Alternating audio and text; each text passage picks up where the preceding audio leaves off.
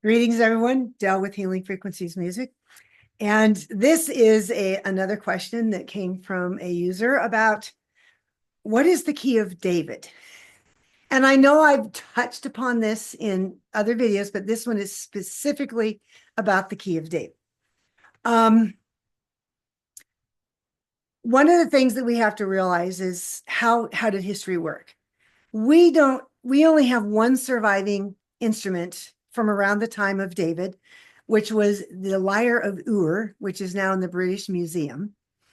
And the curator for the musical instruments there, the guy's name is Richard Dumbrill, and he's put out several highly technical videos and written a paper on this lyre, putting it back together, figuring out how it was tuned. And then they found an ancient Sumerian tablet that showed how it was tuned, which is according to perfect fourths and perfect fifths, which is, interestingly enough, how they tune pianos.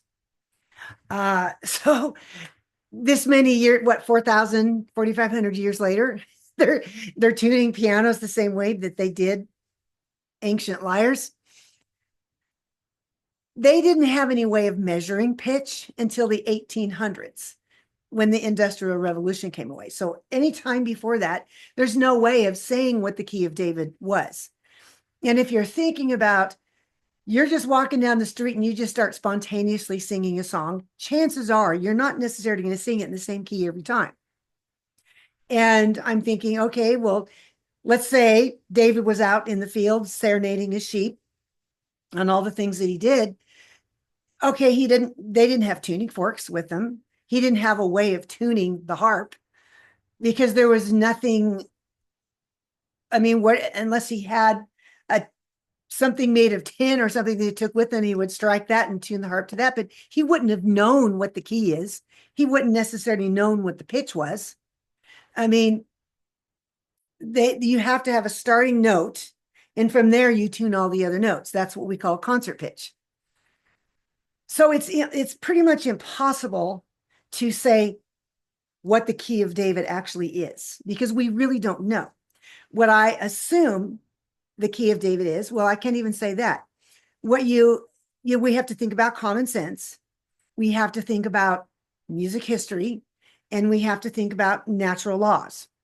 And we tend to fit musically within those natural laws of music, which is the musical harmonic series. And the interesting thing is when Richard Dumbrill tuned this harp and figured out, based on string tension, how, getting the right tautness to the strings, they figured that the concert pitch of that harp was somewhere around 438, 439. And we're playing in 440.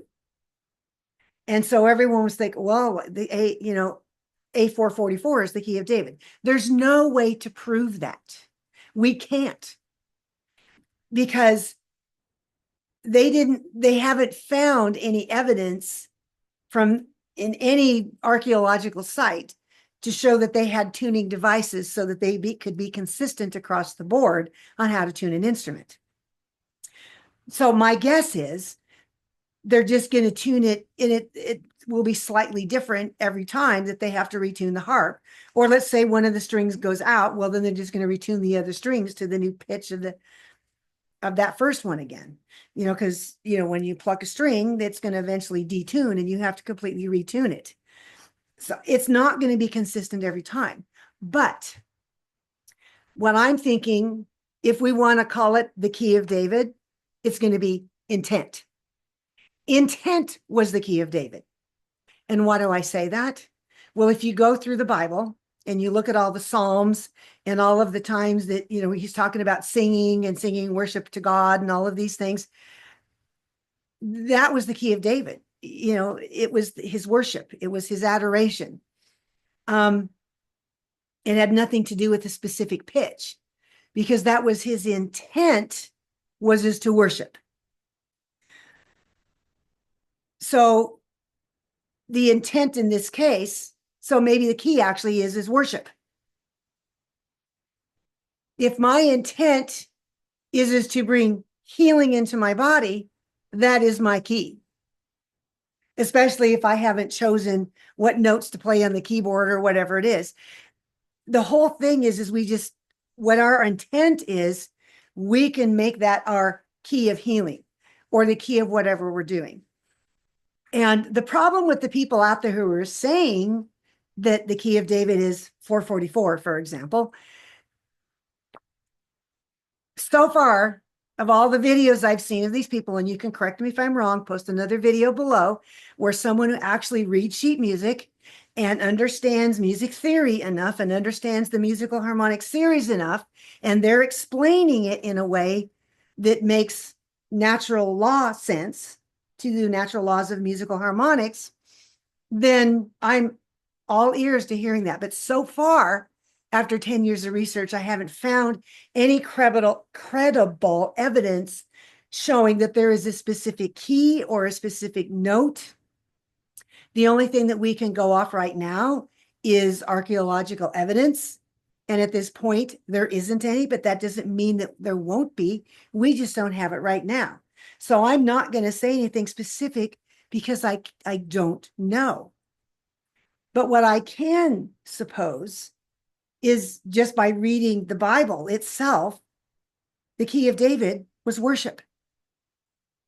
Because that was his intent. That's what he was doing. He was worshiping God. And whatever notes he sang were probably spontaneous because of how he was feeling at that moment. Because they didn't have sheet music back then. And unless he memorized and made up some little ditty, just like we do now, which is very possible. But even if you go and you read the Psalms, because they were all sung, they're not all the same words. So chances are they're going to be different notes and different things too, based on what he was feeling at that moment, which is no different than what I do when I record music. I just spontaneously start playing things with the intention of what I'm doing with that particular music. So I hope that explains a little bit about the key of David. And again, if you've got a video or you have some information that is credible evidence, then I'd like to know about it. You can email it to me through the website, healingfrequenciesmusic.com, or you can even comment in this video below. But just make sure that it's from someone who understands music, musical harmonics, the music theory, how scales work, how intervals work. They have to be able to understand those things, because if they don't, they're not going to be able to explain it very well. Anyway, I hope that helps some of you who are asking the same question, and keep giving me things that you'd like me to answer your questions for. All right, we'll see you in the next video.